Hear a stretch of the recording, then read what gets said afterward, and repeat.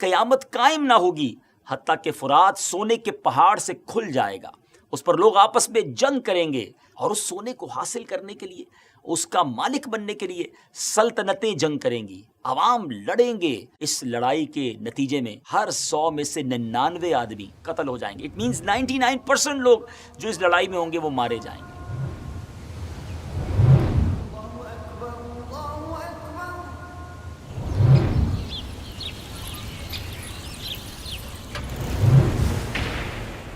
السلام علیکم ورحمۃ اللہ وبرکاتہ۔ میرا نام عبدالحبیب اتاری ہے اور آج ایک بار پھر ہماری ویب سیریز قیامت کی نشانیوں میں ایک بڑی ہی عجیب و غریب، حیرت ناک قیامت سے پہلے ہونے والی نشانی ہم لے کر آئے ہیں۔ اس کے بارے میں آپ کو بتائیں گے، اور یہ بات ہوگی دریائے فرات کی۔ دریائے فرات ایک بڑا تاریخی دریا ہے، اور یہ دریا ایک روایت کے مطابق جنت سے جاری ہوتا ہے۔ یہ کہاں لکھا ہے، کیا معلومات ہیں، بہت کچھ بتائیں گے، اور پھر دریائے فرات کا قیامت کی نشانی سے کیا تعلق ہے وہ بھی آپ کو بتائیں گے۔ مگر اس سے پہلے دریائے فرات ہی کے کنارے تاریخ کا ایک ایسا واقعہ، انصاف کی ایک ایسی داستان رقم کی گئی کہ آئیے آپ کو وہ بھی سناتے ہیں کہ آپ کو معلوم ہو کہ پہلے کے زمانے کے قاضی کتنے امانت دار اور انصاف کے نتیجے تک پہنچنے کے لیے کس حد تک جاتے تھے۔ اللہ کرے کہ آج بھی انصاف کا ایسا دورہ ہو جائے۔ آپ کو تاریخ کے اوراق کی ایک سنہری کہانی کی طرف لیے چلتے ہیں۔ معاملہ یہ تھا کہ فرات کے کنارے کھجوروں کا ایک باغ تھا، جس کے مالک چند بھائی اور ان کی ایک بہن تھی۔ بہن نے اپنا حصہ علیحدہ کر کے درمیان میں ایک دیوار تعمیر کروا دی اور ایک فارسی شخص کو اس کی نگہبانی کے لیے مقرر بھی کر دیا۔ اب اس شہر کے امیر موسیٰ بن عیسیٰ نے اس کے بھائیوں سے ان کا حصہ سارا باغ خرید لیا اور اس عورت کو بھی اپنا حصہ بیچنے کو کہا اور بڑی رقم کی اسے آفر بھی دی۔ عورت نے اپنا حصہ بیچنے سے انکار کر دیا تو امیر نے 500 آدمی بھیج کر اس کی دیوار کو گرا دیا اور پورے باغ کو تباہ کر دیا۔ اب جناب ایسا آج ہمارے دور میں بھی ہوتا ہے کہ لوگ کسی کی زمین خریدنا چاہتے ہیں یا قبضہ ہی کر لیتے ہیں، مگر وہ عورت اس زمانے کے بڑے ہی کمال کے جج حضرت سیدنا شریک رحمۃ اللہ تعالی کے پاس آئی اور ساری کہانی سنا دی، اور انہوں نے کہا کہ مجھ مظلومہ کو میرا حق دلوایا جائے۔ اس مظلومہ کی انہوں نے فریاد سنی اور اس لیٹر کو سیل لگا کر حکم نامہ اس عورت کے سپرد کیا اور کہا کہ تم امیر موسیٰ بن عیسیٰ کے پاس جاؤ اور یہ حکم نامہ اسے دے کر کہو کہ جج صاحب کی عدالت میں حاضر ہو جاؤ۔ عورت وہاں سے نکلی اور دربان کو اس نے جج صاحب کا پیغام سنایا کہ جا کر امیر صاحب کو بتا دیں۔ تو موسیٰ بن عیسیٰ نے جب حکم نامہ دیکھا تو ایک آفیسر سے جا کر کہا کہ جاؤ اور جج شریک کے پاس جا کر کہو کہ ایک عورت نے مجھ پر ناحق دعویٰ کیا اور تم اس کے دعوے پر مجھے عدالت میں طلب کر کے اس کی مدد کر رہے ہو۔ آفیسر کو مجبوراً جانا ہی پڑا، مگر آفیسر کو معلوم تھا کہ اسلام کا یہ انصاف پسند جج ایک مجرم کا پیغام لانے پر مجھے ضرور قید میں ڈال دے گا۔ اسے معلوم تھا کہ ہمارے امیر صاحب غلط کر رہے ہیں اور عورت مظلوم ہے۔ بہرحال جاتے ہوئے اس آفیسر نے اپنے غلاموں سے کہہ دیا کہ میرے لیے جیل میں بستر وغیرہ کا انتظام کر دو، کیونکہ آج میں نے جیل جانا ہے، جج صاحب نے مجھے چھوڑنا نہیں۔ بہرحال ایسا ہی ہوا کہ جب وہ آفیسر جج صاحب کے پاس اپنے امیر کا، اپنے آقا کا پیغام لے کر پہنچا تو جج صاحب نے حکم دیا کہ اسے گرفتار کر کے قید خانے میں ڈال دو۔ جب وہ امیر موسیٰ بن عیسیٰ کو اپنے آفیسر کی گرفتاری کی خبر پہنچی تو اس نے اپنے دربان کو جج کی طرف بھیجا کہ آپ نے ہمارے قاصد کو گرفتار کر لیا، اس نے تو صرف پیغام پہنچایا تھا، اس کا کیا قصور ہے؟ اب جو یہ جج، اس امیر کا خاص دربان وہاں پر پہنچا تو جج نے اس پیغام لانے والے کو بھی اسی کے ساتھی کے ساتھ جیل بھیج دیا۔ اب موسیٰ بن عیسیٰ کو اپنے دربان خاص کی جب گرفتاری کی اطلاع پہنچ گئی تو اس نے عصر کی نماز کے بعد کوفہ کے با اثر اور نمایاں لوگوں کو پیغام دیا کہ جاؤ اور جج صاحب سے کہو کہ ان کو میرا سلام بھی کہنا اور انہیں کہنا کہ آپ نے میری بے عزتی کی ہے، میں کوئی عام آدمی نہیں ہوں۔ کوفہ کے با اثر لوگوں نے یہ پیغام لیا اور جیسے ہی جج صاحب کے پاس گئے تو وہ جج صاحب کہتے ہیں کہ تمہیں ایک ایسے شخص کی طرفداری کرتے ہوئے دیکھ رہا ہوں جو حق پر نہیں ہے۔ پھر با آواز بلند فرمایا کہ کیا یہاں قبیلے کے جوان موجود ہیں؟ تو کچھ نوجوان بھی آگے آ گئے۔ اب جج صاحب نے فرمان جاری کیا کہ ایک ایک کا ہاتھ پکڑو اور ان سب کو جیل پہنچا دو۔ خدا کی قسم آج کی رات یہ لوگ جیل میں گزاریں گے تاکہ آئندہ یہ کسی ظالم کی طرفداری کرتے ہوئے اس کا پیغام نہ لائیں۔ شہر کے بڑے لوگوں کو بھی جیل میں ڈال دیا گیا۔ ناظرین یہ کیسی داستان ہے۔ اب امیر موسیٰ بن عیسیٰ کو جو ان کی گرفتاری کی جب اطلاع ملی تو رات کے وقت وہ خود جیل آیا، دروازہ کھلوایا اور سارے قیدیوں کو اس نے آزاد کروا دیا۔ صبح جب انصاف پسند جرت مند قاضی صاحب کو معلوم ہوا کہ آرڈر کے خلاف امیر نے آ کر سب کو رہا کر دیا ہے، تو قاضی صاحب نے رجسٹر منگوایا اور اس پر سیل لگائی اور تمام ریکارڈ کو گھر بھجوا کر خادم کو سواری لانے کا حکم دیا اور کہا کہ اب ہم کوفہ میں نہیں رہیں گے۔ خدا کی قسم، ہم نے امیر المومنین سے یہ عہدہ ڈیمانڈ کر کے نہیں لیا تھا، بلکہ ہمیں تو مجبور کیا گیا تھا کہ ہماری حفاظت اور سرپرستی کی ذمہ داری لی گئی تھی۔ اب کوفہ میں انصاف قائم کرنا مشکل ہو گیا ہے، لہٰذا مجھے یہ عہدہ نہیں چاہیے۔ یہ کہہ کر آپ رحمۃ اللہ تعالی علیہ کوفہ کے اس پل کی طرف چل دیے جو بغداد جاتا تھا۔ جب موسیٰ بن عیسیٰ کو یہ معلوم ہوا کہ قاضی صاحب جا رہے ہیں تو وہ فوراً دوڑا ہوا آیا اور کہا کہ حضور آپ ایسا نہ کریں، کوفہ چھوڑ کر آپ بغداد نہ جائیں۔ مگر قاضی صاحب بھی قاضی صاحب تھے۔ قاضی صاحب کہتے ہیں میں اس وقت تک نہیں رکوں گا کہ جن جن کو آپ نے آزاد کیا ہے ان کو پھر جیل میں ڈالا جائے۔ آخرکار موسیٰ بن عیسیٰ جو امیر تھا اس کو قاضی صاحب کی یہ بات ماننی پڑی اور سب کو جیل واپس ڈالا گیا۔ اس کے بعد ہوا یہ کہ قاضی صاحب نے اس خاتون کو بلایا اور وہاں اب موسیٰ بن عیسیٰ اور سامنے وہ خاتون ہے، اور اس کے بعد وہاں وہ باقاعدہ فیصلہ کیا گیا اور وہاں پر قاضی صاحب نے قضا قائم کی اور امیر موسیٰ بن عیسیٰ کو زمانے نے منظر دیکھا کہ اس پورے جو شہر کے امیر تھے مظلوم عورت کے برابر کھڑا کیا اور عورت سے فرمایا کہ جس پر تم نے دعویٰ کیا وہ تمہارے سامنے موجود ہے۔ امیر موسیٰ بن عیسیٰ نے کہا اے انصاف پسند قاضی، اب میں خود حاضر ہو گیا ہوں، تو میری وجہ سے قید کیے جانے والوں کو تو آزاد کر دیں۔ فرمایا ہاں اب انہیں آزاد کیا جا سکتا ہے۔ یہ کہہ کر انہوں نے باقی لوگوں کی رہائی کا پروانہ جاری کر دیا۔ اب فرمایا کہ اے موسیٰ بن عیسیٰ، اس عورت نے تم پر جو دعویٰ کیا اس بارے میں تم کیا کہتے ہو؟ اب وہ امیر کہتا ہے ہاں یہ سچ کہتی ہے۔ فرمایا وہ تمام چیزیں جو اس سے لی گئی تھی واپس کی جائیں اور جو دیوار گرائی گئی اسے فوراً تعمیر کروایا جائے۔ تو امیر کہتا ہے کہ ٹھیک ہے میں فوراً یہ کام کروا دیتا ہوں، کیا اس کے علاوہ بھی کوئی دعویٰ ہے؟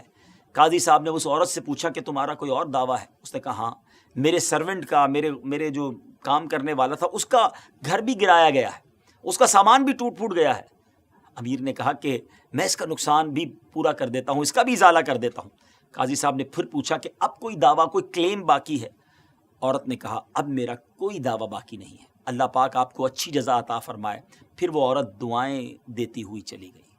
ناظرین، یہ تھے اس زمانے کے قاضی، یہ تھا انصاف کا انداز۔ امیر اور غریب سب کے لیے ایک انداز ہوا کرتا تھا۔ اللہ کرے کہ آج بھی ایسا دور آ جائے اور اگر ایسے لوگ ہمیں سن رہے ہیں جو انصاف کرنے کے موقع پر ہوتے ہیں، جو اس سیٹ پر موجود ہوتے ہیں، اللہ پاک انہیں بھی صحیح معنوں میں انصاف کرنے کی توفیق عطا فرمائے تاکہ مظلوم کا حق اسے مل جائے۔ جی ویورز، آپ نے یہ واقعہ سنا۔ واپس آتے ہیں نہر فرات کی طرف۔ نہر فرات یہ وہ تاریخی نہر ہے کہ جس کو آخری نبی علیہ الصلوۃ والسلام نے معراج کی رات دیکھا، اور حدیث مبارکہ میں ہے کہ معراج کی رات پیارے آقا علیہ الصلوۃ والسلام کو سدرۃ المنتہا لے جایا گیا، جو کہ بیری کا ایک درخت ہے۔ پیارے آقا علیہ الصلوۃ والسلام نے فرمایا کہ اس کے پھل مقام ہجر کے مٹکوں کی طرح اور اس کے پتے ہاتھی کے کانوں جیسے تھے۔ وہاں 4 نہریں تھیں، 2 ظاہر اور 2 پوشیدہ۔ میں نے جبرائیل سے پوچھا کہ یہ نہریں کیسی ہیں، تو انہوں نے کہا کہ جو 2 پوشیدہ ہیں وہ جنت کی نہریں ہیں، اور جو 2 نہریں ظاہر ہیں وہ نیل اور فرات ہیں۔ سبحان اللہ، دریائے نیل اور دریائے فرات جو ہے یہ گویا سدرۃ المنتہا سے جاری ہوتے ہیں۔ روایتوں میں ہے کہ دنیا میں موجود دریاؤں میں سب سے افضل دریا سیحون، جیحون، دجلہ، فرات اور مصر کا دریائے نیل ہے۔ اور اسی دریائے فرات کے بارے میں امیر المومنین حضرت سیدنا عمر فاروق رضی اللہ تعالیٰ عنہ فرماتے ہیں اگر دریائے فرات کے کنارے ایک بکری کا بچہ بھی مر جائے تو مجھے اس بات کا خوف ہے کہ کہیں مجھ سے اس بارے میں بروز قیامت سوال نہ کیا جائے۔ سبحان اللہ، ایسے بھی حکمران ہوا کرتے تھے کہ ایک بکری کے بچے کی ذمہ داری بھی اپنے اوپر لیتے ہیں۔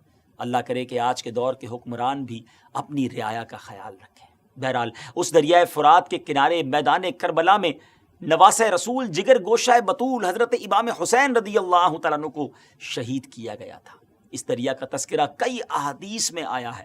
اس کے علاوہ آپ نے بہت سے واقعات میں اس کا نام سن رکھا ہوگا۔